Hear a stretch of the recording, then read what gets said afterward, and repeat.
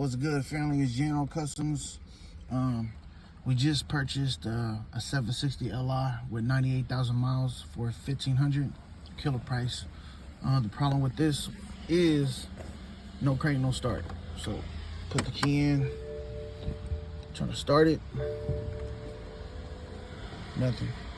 Holding the brake fault, nothing. Try to put the key in again, start it, nothing. So what we're gonna do is I'm gonna try to bypass the immobilizer.